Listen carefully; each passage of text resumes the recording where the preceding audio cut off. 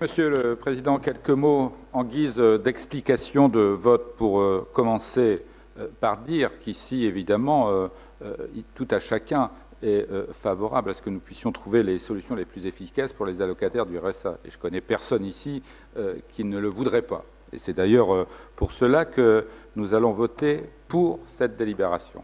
Nonobstant cela, force est de constater, et ça n'est pas un gros mot que de le dire, que le compte n'y est pas. Le compte n'y est pas. Et on ne peut pas dire qu'au niveau de l'État, il n'y a pas d'argent. Au niveau de l'État, il y a de l'argent, mais il y a des choix qui sont faits. Il y a des choix qui sont faits pour l'ISF, il y a des choix qui sont faits pour la flat tax, et ces choix qui sont faits, qui représentent près de 25 milliards d'euros sur quelques années, eh bien à côté, il y a les 8 milliards d'euros qui sont dédiés au plan pauvreté. Donc ce que nous disons simplement, c'est qu'il pourrait y avoir plus, que le compte n'y est pas, mais que le gouvernement fait un choix idéologique qu'il assume. Et ce n'est pas grossièreté que de le dire. Alors moi, en ce qui me concerne, je n'ai rien contre France Inter, je trouve que c'est même une radio intéressante que j'écoute régulièrement. Il m'arrive aussi, aux grandes dames de mon épouse aussi, d'écouter Nostalgie. Et monsieur Dussart, vous allez voir à quoi je vais en arriver. Parfois sur Nostalgie, il y a quelques chansonnettes que j'aime. Et par rapport à vos propos, ce qui me faisait écho, c'était « Tout va très bien, Madame la Marquise ». Parce qu'on a vraiment le sentiment qu'il n'y a aucun problème. Très franchement, nous avons reçu les syndicats.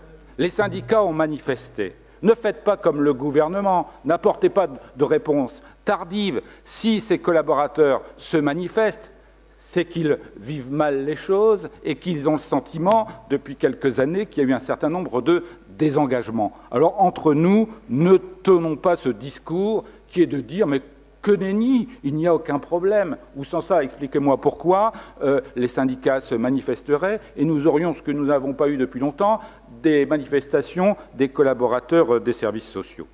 Quant au choix de l'externalisation, Monsieur le Président, là aussi il s'agit de choix idéologiques. Alors je sais qu'il est à la mode dans la Macronie actuelle de montrer du doigt les fonctionnaires.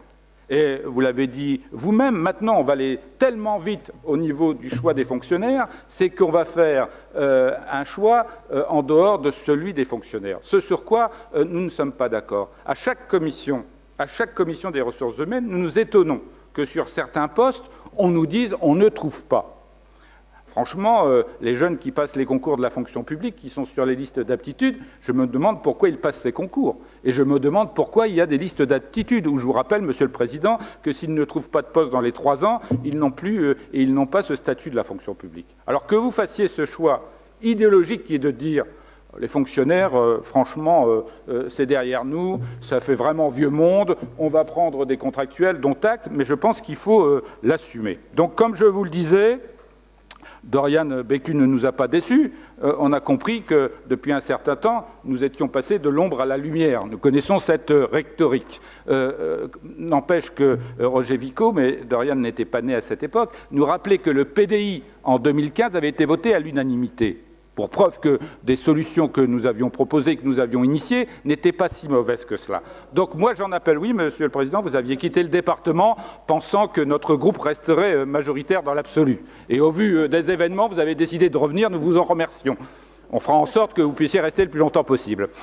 Donc, au-delà de ce mot d'humour, au sujet de l'ADF, comme d'habitude, vous prenez une part des propos et vous ne mettez pas l'ensemble. Ce que j'ai dit sur l'ADF, c'est qu'effectivement, vous étiez minoritaire dans la majorité, que l'ADF aujourd'hui ne se faisait pas entendre. Ce que l'on regrettait, c'est que le compte n'y était pas. Et moi, ce que je disais au niveau de l'ADF, pour vous permettre, Monsieur le Président, de ne plus être minoritaire au niveau de l'ADF, c'est demander à l'ADF que les groupes ne se fassent plus par groupe, mais se fassent dans l'entièreté des présidents de département. Parce qu'on voit bien que dans l'ADF, le cloisonnement qui est un piège, c'est celui du groupe par groupe. Et on voit bien qu'il y a des transversalités, parce qu'il y a des départements tels que les nôtres, qui soient de gauche ou de droite, où il y a des intérêts communs, il faut essayer de sortir de ce carcan. Donc moi, si j'étais président, comme vous, Monsieur Le Serre, à l'ADF, je ferais en sorte que, dorénavant, les votes sortent de ce carcan.